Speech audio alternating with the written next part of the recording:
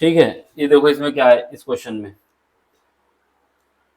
इसमें क्या कह रहा है कि a family of two generation consist of 6 member P, Q, R, S, T and U has 3 male and 3 female.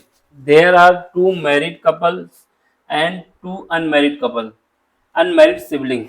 ठीक है, इसके बाद U is P's daughter and Q is R mother-in-law. T is an unmarried and S is male. यानी T unmarried male है और S mail है। क्या है, शादी हुई है नहीं हुई ये नहीं बताया गया। अब आपसे कह रहा है कौन सा सही है। जब ऐसे क्वेश्चन हो तो सबसे पहले क्या करना है कि स्टेटमेंट हमको लिख लेने हैं। स्टेटमेंट लिखने से क्या फायदा होगा अभी पता चल जाएगा। पहला स्टेटमेंट क्या है कि जो भी काम होगा वो 2 जनरेशन में होगा। जनरेशन कितनी है, जनरेशन 2 दी गई है, जनरेशन 2 है। ठीक है, इसके बाद क्या बताया गया कितने मेंबर हैं, दूसरा पॉइंट में 6 मेंबर है। 6 मेंबर में क्या है, पी है, क्यू, आर, एस, टी और यू, ये 6 मेंबर है। इसके बाद तीसरा पॉइंट तीसरा पॉइंट क्या कह रहा है, तीसरा पॉइंट ये कह रहा है कि 3 मेल हैं यानी 3 मेल बंदे हैं और 3 फीमेल यानी 3 फीमेल मेंबर हैं।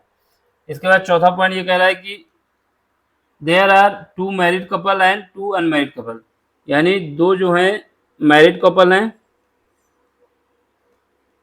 मैरिड कपल और 2 जो हैं अनमैरिड कपल हैं, ये कहानी है। इसके बाद क्या कहा जा रहा है, पांचवा पॉइंट ये कह रहा है मैरिड कपल अनमैरिड। ठीक है, यू जो है, यू इज पीज डॉटर, यानी यू के विषय में बताया जा रहा है कि ये यू जो है पी की पुत्री है। अब पी क्या है क्या नहीं है इसके बाद की बात है। ये कंडीशन कुछ ऐसी है कि ये अगर पी है, पी के साथ क्या लगेगा अभी कुछ कह नहीं सकते हैं कि मेल है कि फीमेल है। ठीक है, तो ये मान लेते हैं यू जो है पी की डॉटर है, तो ऐसे हम लगा देंगे। डॉटर का लगाने का मतलब है कि पुत्री है, माइनस लगा दिया तो फीमेल बताएगा। ठीक है, इसके बाद पांचवा पॉइंट क्या कहना चाहता है, छठा पॉइंट ये कहना चाहता है कि Q is R mother in law. Q के विषय में बताया जा रहा है कि क्यू जो है आर की मदर इन लॉ है। अब यहाँ पे देख लो, जैसे यहाँ पे क्यू है, ठीक है, क्यू क्या है, फीमेल है मेल है, ये पता चल गया मेल है, सॉरी फीमेल है। क्यों फीमेल है, क्योंकि मदर इन लॉ है। किसकी मदर इन लॉ है, आर की मदर इन लॉ होने का मतलब है कि आर की कोई पुत्री होगी या पुत्र होगा, कोई होगा, उसके साथ आर का संबंध होगा। ठीक है, आर का संबंध होने का मतलब है कि आर की शादी होगी। अब आर के विषय में ये नहीं बताया जा रहा कि मेल है कि फीमेल है, लेकिन ये जरूर बता दिया गया है कि आर की जो मदर इन लॉ है वो क्यू है। अब यहाँ पे एक क्वेश्चन मार्क लगा रहेगा। सातवां पॉइंट ये बताना चाहता है क्या, T is an unmarried male and S is male. T के विषय में ये बता दिया गया है कि मेल है, मेल तो है, इसके साथ इसकी शादी भी नहीं हुई, अनमैरिड भी है। ठीक है, और इसमें एक पॉइंट ये भी बताया गया है कि एस जो है मेल है लेकिन मैरिड है कि अनमैरिड है इसके विषय में नहीं बताया गया। ठीक, अब ये हमारे पास इतनी कंडीशन है, इसका यूज करके हमको ट्री बनानी है। ट्री किसकी, ब्लड रिलेशन की। जब ये बन जाएगा तो क्वेश्चन सॉल्व हो जाएगा। चलो फिर ट्री बनाते हैं। पहली जो कंडीशन दी है 2 जनरेशन है, 2 जनरेशन का मतलब है कि एक ऊपर होगा एक नीचे होगा, इसके अलावा नहीं। चलो पहली जनरेशन में पी जो है, पी की जो पुत्री है कौन है, यू है, तो यू को लिख दो। और यू में हम निगेटिव लगा रहे हैं, निगेटिव लगाने का मतलब है कि फीमेल मेंबर है, किसकी है, पी की है। और यहाँ पे क्यू लिख दो, क्यू के विषय में निगेटिव लगा रहे हैं, क्यों लगा रहे हैं, क्योंकि ये मदर इन लॉ है, किसकी है, आर की। अब इसके साथ क्या हुआ है कि यहाँ पे एक बॉक्स खाली है, क्या आएगा अभी पता चल जाएगा। और यहाँ पे क्या है, आर है। अब आर की मैरिड हुई है, किसके साथ हुई है अभी नहीं पता, आर मेल है फीमेल है ये भी नहीं पता। ये 2 कंडीशन आ गई। देखो इसने बोला है कि 2 मैरिड कपल हैं, तो इसका मतलब क्या हुआ, 2 मैरिड कपल होने का मतलब ये हुआ कि पी और क्यू में एक रिलेशन आ चाहिए, क्योंकि एक तो हमको मिल गया आर के साथ किसकी मैरिड हुई है ये तो हमको पता चल गया। ठीक, अब देख लो, इसके बाद क्या है, यहाँ पर U और Q दो मेल पता चल गए, और दो दो मेल और दो फीमेल। दो मेल कैसे पता चले, क्योंकि T के विषय में बताया जा रहा है कि ये मेल है जो कि शादी नहीं करता, और S के विषय में बताया जा रहा है कि मेल है जो कि शादी करता है कि नहीं करता, अभी पता चल जाएगा। कितने मेंबर चाहिए, 6। कितने अभी तक बन चुके हैं ट्री में, 1 2 3 और 4। 3 और 4 बन गए हैं, बचे कौन, दो, ये बचा है T और S बचा है। इसका मतलब T के विषय में तो कंफर्म बता दिया गया है कि T की शादी नहीं होगी। जब T की शादी नहीं होगी तो T को यहाँ आना, S को यहाँ आना पड़ेगा। S को यहाँ क्यों आना पड़ा, क्योंकि T की शादी नहीं होने वाली। जब S यहाँ पे आ गया तो S के विषय में बताया जा रहा है कि S जो है मेल है। जब S मेल है तो R क्या हो जाएगा, फीमेल हो जाएगा। क्यों फीमेल हो जाएगा, क्योंकि S की शादी R के साथ हुई है। तो एक कंडीशन ये बन गई, ठीक है। अब इसके बाद क्या है, इन दोनों में क्या कंडीशन हो सकती है, हमारे पास 3 फीमेल पता चल गई। कौन सी फीमेल, फीमेल के लिए ग्रीन कलर यूज होगा, देख लेना। पहली फीमेल ये रही U, माइनस भी लगा है और कलर भी लगा देना है। दूसरी फीमेल Q रही, जिनके साथ माइनस लगा हुआ है। और तीसरी फीमेल कौन से हो गए, R हो गए, ठीक। अब सुनो, इसके बाद क्या है, इसके बाद ये है कि ये जो है U जो है, U के साथ अगर हम T देते हैं, क्योंकि एक सिबलिंग का भी जोड़ा है ना यहाँ पे क्वेश्चन में, सिबलिंग है, कहीं पे लाइन लिखी है, कहाँ गया, daughter and T is unmarried couple which is, ये रहा, ये सिबलिंग का दिया गया है। क्या है, two, there are 2 married couple and 2 unmarried sibling. Unmarried sibling का मतलब है जिनकी शादी नहीं हुई है।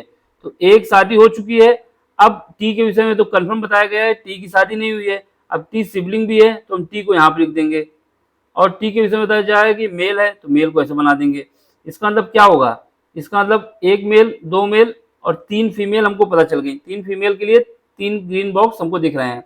इसका मतलब क्या होगा, Q जो है क्या होगा, Q जो है, Q को होना चाहिए मेल। क्यों मेल होना चाहिए, क्योंकि 3 मेल चाहिए थे, 3 फीमेल तो मिल गई, Q जो है मेल होगा। और उसके बाद T के विषय में बताया गया है कि T की शादी नहीं हुई है। जब T की शादी नहीं हुई है तो T और U के बीच सिबलिंग का रिलेशन हो जाएगा, लेकिन एक मैरिड कपल और चाहिए, तो इसलिए जो शादी होगी P और Q की होगी। P और Q की शादी होगी तो P क्या है, मेल मेंबर है, ठीक है। अब हमको क्या करना है, मेल मेंबर को इस कलर से दिखा देंगे, बैगनी कलर। ये एक मेल मेंबर, एक ऊपर बना चुके हैं, और एक मेल मेंबर ये रहा। तो हमारे पास क्या हुआ, पूरा डायग्राम बन गया है, यही बनने वाला था। सारी कंडीशन सेटिस्फाई हो रही। अब हमको पहले क्वेश्चन देखना है। इसमें पहला ऑप्शन कह रहा है कि R is U husband. R और यू में तो कोई रिलेशन ही नहीं आ रही यहाँ पे, तो ये तो हस्बैंड तो है ही नहीं। अब आर इज एस वाइफ, हाँ आर जो है एस की वाइफ है, ये बात सही है। अब एस इज अनमैरिड, ये बात गलत है। नन ऑफ द अबव, ये तो और गलत है। तो ऑप्शन हमारा बी हो जाएगा। अगला क्वेश्चन देखो, अगले क्वेश्चन में क्या कहा जा रहा है, let X Y be the volume, X Y be the volume. X और वाई क्या है, वॉल्यूम है। तो वॉल्यूम एक तरफ लिख दो, एक तरफ एक्स है एक तरफ वाई है, ठीक है। M N B the mass, mass लिख दो, एम एक तरफ लिख दो एक तरफ एन लिख दो, ठीक है। ऑफ 2 मेटेलिक क्यूब, किसके हैं, जो क्यूब है, क्यूब कौन सा क्यूब है, मेटेलिक क्यूब है। और क्या नाम है इसका, एक का नाम P है एक का नाम Q है, ठीक है, respectively. Each side of Q, जो साइड है Q की, साइड लिख दो यहां पर, साइड ऑफ Q, जो Q की साइड है 2 टाइम्स दैट ऑफ P, यानी जो भी साइड होगी Q की, अगर P की मान लेते हैं 1 है तो Q की क्या हो जाएगी, डबल, 2 टाइम्स बोला गया है, ठीक है। 2 times of Q, 2 times that of Q, P and हाँ 2 times of Q, each side of Q is 2 times that of P, and mass के विषय में बताया जा रहा है। मास के समय, मास ऑफ Q, जो Q का मास है is 2 times that of P। देखो each side of Q is 2 times of P, यानी जो साइड क्यू की थी वो पी का कितना था, डबल था। और इसके बाद ये भी बताया जा रहा है जो Q mass of Q is 2 times that of P, यानी मास भी जो है किसका, क्यू का, पी का कितना है, डबल है। तो यानी ये जो वैल्यू है ये 2m के बराबर है, तो ये बराबर हो जाएगा 2m। अगर P का मास m है तो Q का मास क्या होगा, डबल 2m हो गया। ठीक, अब आपको क्या करना है,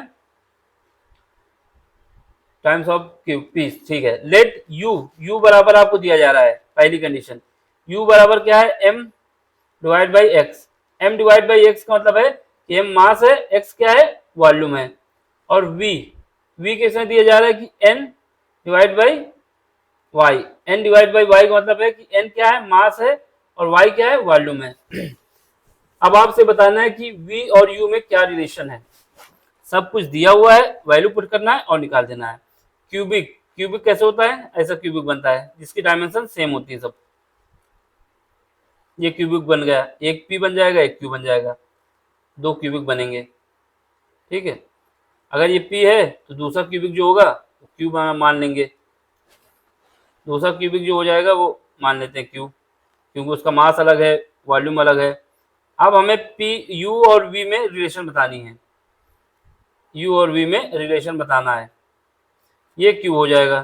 ठीक है, अब कुछ नहीं करना, मास क्या होता है, मास जो होता है क्यूब का मास लिख दो, और वॉल्यूम क्या होता है क्यूब का, a क्यूब होता है, वॉल्यूम ऑफ a क्यूब।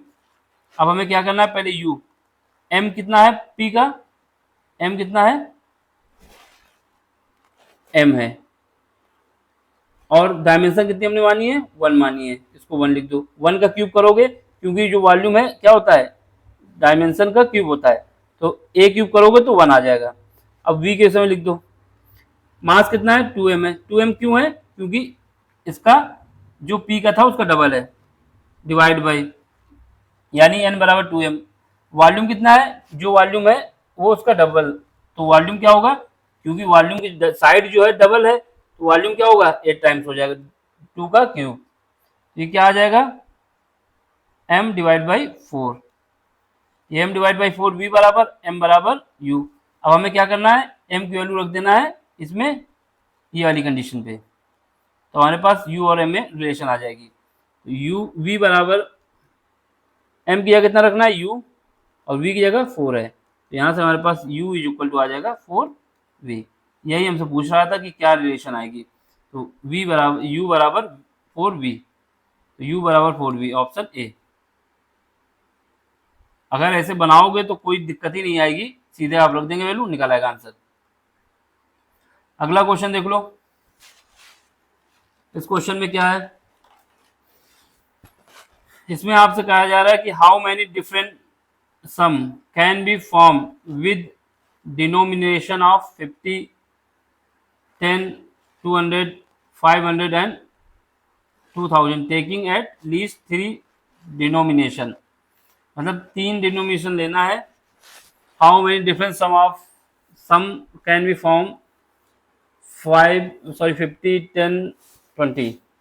देख लो क्या है, पहले 50 के नोट्स दिए गए हैं, 100 के नोट्स दिए गए हैं, 200 के दिए गए हैं, और 500 के दिए जा रहे हैं, और 2000 के दिए जा रहे हैं। How many different sum can be form with denomination of 50, 100, 200 and 500 and 2000 taking at this 3 denomination at the time. मतलब इनमें से 3 हमको लेना है एक बार में, इससे ज़्यादा नहीं लेना है, 3 सिलेक्ट करना है एक बार में। कितने दिए गए, 1, 2, 3, 4, 5, 5 में से 3 सेलेक्ट करने हैं, तो बस NC3 लगा दो। ये कितना आ गया, 5। फार्मूला जो लगाओगे उसके हिसाब से लगा ही देते हैं यहाँ पे, देखो NCR वाला फार्मूला लगाओ यहाँ पे,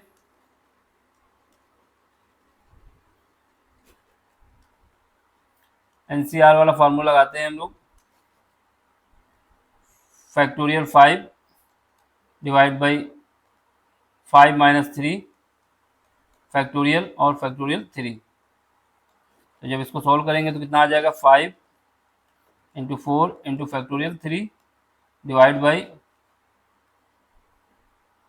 2 फैक्टोरियल का और यहाँ पर फैक्टोरियल 3, फैक्टोरियल 3 से 3 कट जाएगा। अब इसके बाद 5 इंटू 4 डिवाइड बाई 2, तो यहाँ से हमारे पास आ जाएगा 10। कितने डिनोमिनेशन होंगे? 10। Option D. ठीक है, इसमें कुल मिलाकर आपको सिलेक्ट करना था। ये नंबर के देके कंफ्यूजन दी जा रही थी कि ये नंबर दिए जा रहे हैं, 50 के नोट है, 100 के नोट है, 200 के नोट है, तो आपको बताना है कि एटलीस्ट 3। अच्छा एक मिनट, यहाँ पे तो एटलीस्ट शब्द ये खेल कर जाएगा। ये तो आपने निकाल लिया जब हमने 3 ले लिए। अब एटलीस्ट का मतलब है इससे कम नहीं ले सकते। तो एक तो ले लिया 10 आ गया, अब एटलीस्ट 3 का मतलब है इससे कम नहीं ले सकते।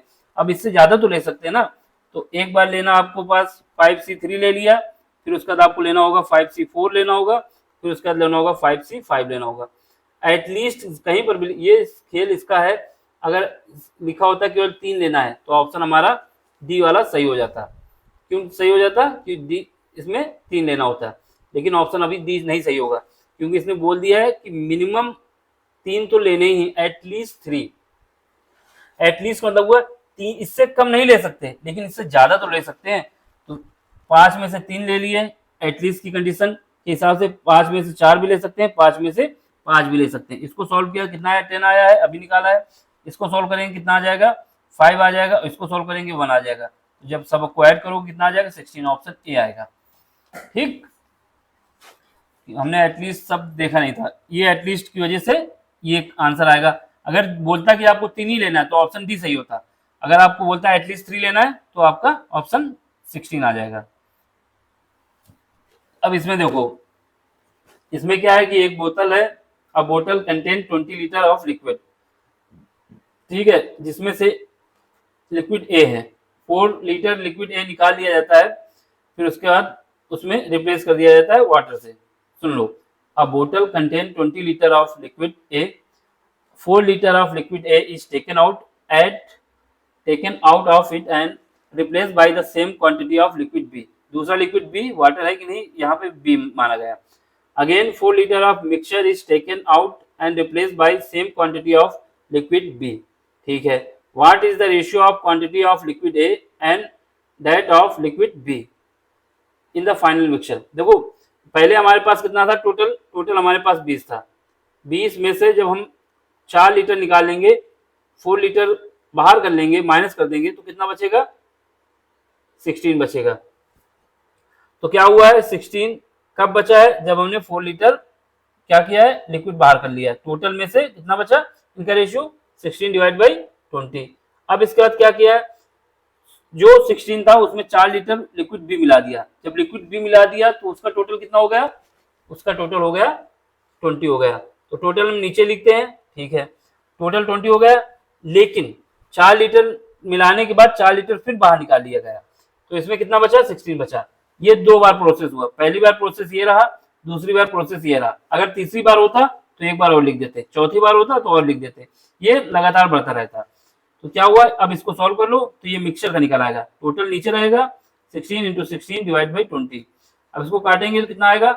यहाँ से 5 और यहाँ से 4, यहाँ से 5 और ऊपर 4 नीचे 5, ये कितना आ जाएगा? 16 divide by 25। 16 divide by 25, 16 divide by 25 मतलब हुआ कि जो ऊपर वाला है 16, ये 16 तो बता रहा है कि ए की बात है, ए इतना है। जो नीचे है, नीचे बता रहा है कि टोटल कितना है। तो टोटल जो है, टोटल क्या हो? ए प्लस बी है। ए कितना है? 16 है। बी कितना है? ये नहीं पता है। टोटल कितना दिया? 25 दिया गया है। तो अब इससे क्या आएगा? निकल आएगा। बी की वैल्यू कितनी आ जाएगी? 9 आ जाएगी। और क्वेश्चन में क्या पूछा है कि आपको बताना है कि ए लिक्विड और बी का रेशियो क्या है। ए कितना है? 16, बी कितना है? 9। रेशियो क्या आ गया? 16:9। देख लो ऑप्शन कोई है? ये रहा। ठीक, ये इस क्वेश्चन में ऐसे ही किया जाता है, जितना डाला जा रहा है टोटल, और जितना बचा वो डिवाइड बाई टोटल, जितना बचा वो डिवाइड बाई वो टोटल। फिर उसके बाद नीचे टोटल है, ऊपर जो लिक्विड हमने पहले हमारे पास था वो है। ठीक है, अब अगला क्वेश्चन देखो, इसमें क्या है? 2020 का है। ठीक, ये भी इसमें कह रहा है कि in a particular year 12 January is Sunday, 12 जनवरी जो है वो संडे है। Then which one of the following is correct. अब आपको ऑप्शन दिए गए हैं। पहला option 15 July is a Sunday if the year is leap year, दूसरा 15 July is Sunday if the year of not leap year, और 12 July is Sunday if the year of leap year and 12 July is not Sunday if the year of leap year. ठीक, not leap year. अब हमें क्या करना है, इसको check करना है। 12 जनवरी, 12 जनवरी को क्या है, संडे है, ये हमको कंडीशन दी गई है। अब इसके बिहार पे हमको चेक करना है। 12 जनवरी को संडे है, ठीक है, मानते हैं कि संडे है। अब 12 जनवरी को संडे है तो जनवरी में कितने दिन बचते हैं, 31 होते हैं, 31 में से 12 दिन तो निकल चुके हैं, तो ये कितना बचा, 29, सॉरी 19, कितना बचा इसको, 19 बचा, 19 बचा। इसका मतलब 19 दिन अभी जनवरी के और हैं। जनवरी के बाद क्या आता है, फरवरी। फरवरी में हम अभी मानते हैं कि ये फरवरी जो है ये नॉर्मल ईयर की है। अगर नॉर्मल ईयर की है तो 28 दिन और फरवरी के ऐड हो जाएंगे। जनवरी, फरवरी, फरवरी के बाद क्या आता है, मार्च। ये जैन है, ये फैब है। अब इसके बाद मार्च, ये मार्च है। मार्च में कितने दिन आते हैं, मार्च होता है 31 दिन का, तो मार्च का हो गया। मार्च के बाद अप्रैल आता है। अप्रैल कितने का है, अप्रैल जो है 30 का है।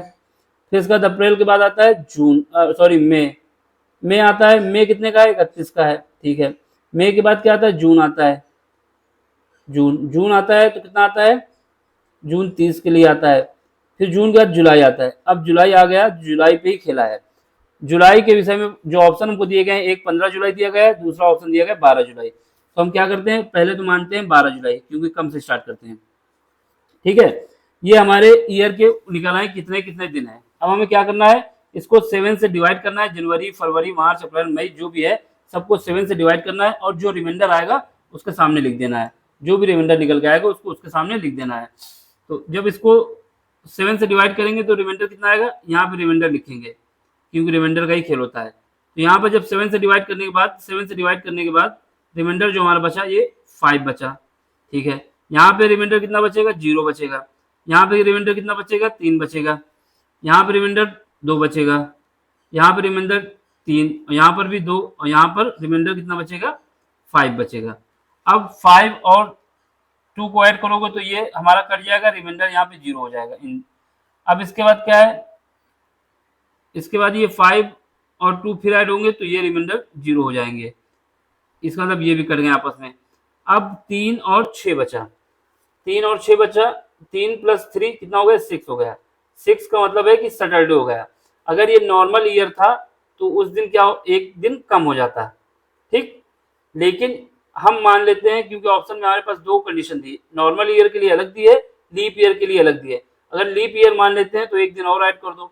जब एक दिन ऐड करोगे तो 7 आएगा, 7 को 7 से डिवाइड करोगे रिमाइंडर 0 आ जाएगा। तो इसका मतलब क्या हुआ, अगर वो ईयर क्या है, लीप ईयर है, तो क्या होगा, 12 जनवरी को संडे होगा। तो ऑप्शन हमारा डी, क्योंकि इसी से मेल कराना था, तो ऑप्शन डी आ जाएगा, ठीक है। अब इसके बाद ये वाला क्वेश्चन देख लो। इसमें क्या है, इसमें आपसे बताया जा रहा है कि 1 page is turn from a booklet whose page are unnumbered, sorry are numbered, is sorry in the usual manner starting from the first page. The sum of the number on the remaining page is 195. The torn page contain which one of the following. तो ये condition है कि जो आपके पास booklet है, booklet में 1 से start होके नंबर स्टार्ट हुए, उसके बाद उसमें से एक पेज उस बुक से हमने निकाल के या किसी और ने फाड़ दिया। अब हमको ये बताना है कि जो बुकलेट से पेज निकाला गया है उस पेज में नंबर क्या लिखे हुए हैं, और ये हमसे बताया जा रहा है कि जब वो पेज निकल गया है उसके बाद जो बुकलेट में जो डिजिट बची हैं उन डिजिट का जो सम है वो 195 है। 195 कब है, जब बुकलेट से एक पेज निकाल दिया गया है। 195 कब है, रिमेनिंग का सम जो है वो 195 है। ये रिमेनिंग का सम है, सम ऑफ रिमेनिंग सम। रिमेनिंग का मतलब हुआ कि जो पेज बचे हुए हैं उन सबका मिला के सम जो आया है 195 आया है। देखो जब बुकलेट लेते हैं तो उसके लिए बता दिया गया पहला नंबर से स्टार्ट हुआ है, यानी एक तरफ अगर 1 लिखा होता है तो दूसरी तरफ 2 लिखा होता है, फिर अगले पेज में 3 लिखा होता है तो उसके बाद 4 लिखा होता है, इसके बाद अगले पेज में 5 लिखा है तो उसके पीछे 6 लिखा होगा। फिर 7 लिखा है तो उसके पीछे 8 लिखा होगा, फिर इसके बाद 8 9 लिखा है तो उसके पीछे 10 लिखा होगा, 11 लिखा है तो उसके पीछे 12 लिखा होगा, फिर उसके बाद 13 लिखा है तो उसके पीछे 14 लिखा होगा, ठीक है। इसके बाद 14 लिखा है, 15 लिखा है तो उसके पीछे 16 लिखा होगा, फिर 17 लिखा है तो उसके पीछे 18 लिखा होगा, ठीक है। तो ये कहानी है कुछ, 18 लिखा होगा, ठीक। फिर उसके बाद 19 है तो उसके पीछे 20 लिखा होगा, ऐसी कहानी है कुछ। तो अब हमें क्या करना है, इसको देखना है और सॉल्व करना है। देखो हमारे पास जैसे नंबर होते हैं 1 2 3 4 5 6 7 8 9 10, तो नेचुरल नंबर का जो सम होता है, नेचुरल नंबर क्यों मान रहे हैं, क्योंकि नंबर जब 1 से स्टार्ट होता है और इंटीजर रहता है तो वो नेचुरल नंबर होता है। तो नेचुरल नंबर का सम होता है जो सम जो होता है वो होता है n+1/2 होता है, n+1/2 होता है, ये सम होता है नेचुरल नंबर का, ठीक है भैया। जब नेचुरल नंबर का सम होता है तो क्या होता है, n+1/2 होता है, ठीक। अब हमें क्या करना है, इस सम को 195 के आसपास ले जाना है। आसपास ले जाने का मतलब है कि 195 से ज्यादा लाना है, कम नहीं लाना है। अगर ज्यादा क्यों लाना है, ज्यादा इस वजह से लाना है क्योंकि ये जो 195 पेज सम निकल के आया है, वो सम निकल के आया है जब एक पेज कोई गैप हो गया है, लेकिन जो हम यहाँ पे ले रहे हैं वो सारे पेज इंक्लूड करते हुए ले रहे हैं। तो हम क्या करते हैं, अगर n बराबर 19 रखते हैं, n बराबर 19 से चेक करते हैं क्या आएगा, n बराबर 19 से सम हमारा कितना आएगा, 19 इंटू 20 डिवाइड बाई 2, तो ये आ जाएगा 190 आएगा। 190 आने का मतलब है कि ये पेज जो है इसमें एक पेज हमारी कम है, इस वाले सम में 195 में एक पेज कम है, और जबकि इसमें सारे पेज इंक्लूड हैं, इसका मतलब 195 से ज्यादा लाना है। और 195 से ज्यादा लाने का मतलब है सम को हम क्या करें, n की जगह अगर 20 रख दें तो देखते हैं क्या आता है। 20 रखने के बाद जब डिवाइड करेंगे तो आ जाएगा मेरा 210। हाँ ये बात सही है, 210 अगर आ गया तो 195 से ज्यादा आ गया। अब इन दोनों का डिफरेंस निकाल लो, जब 210 का और 195 का डिफरेंस निकालेंगे तो कितना आ जाएगा, 15।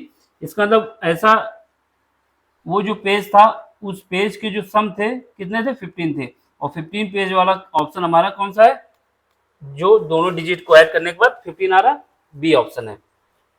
तो इसको करने का यही तरीका है क्या, कि हमने मान लिया कि जो ये सम ज्यादा क्यों लिया है, 190 भी ले सकते थे, 190 इस वजह से नहीं लिया क्योंकि जो हमारे पास रिमेनिंग पेजों का सम है वो 195 है, और जबकि हम इसमें सारे पेज इंक्लूड करते हैं तो उसका सम कितना आ रहा है, 190 आ रहा है, तो इससे ज्यादा ही लेना होगा 195 से। तो इसलिए जब हम सारे पेज इंक्लूड करेंगे तो उसमें मान लेंगे उसमें कितने पेज में निकल के आए, 1 से लेके 20 है, उनका सम कितना आया, 210 आया, और उसके बाद इन दोनों का डिफरेंस निकालेंगे, जो डिजिट बचेगी उसका सम कितना आना चाहिए था, 15। तो ऑप्शन हमारा बी, और बाकी कोई ऑप्शन नहीं है। समझ में आया, लाइक करें, शेयर करें, सब्सक्राइब करें।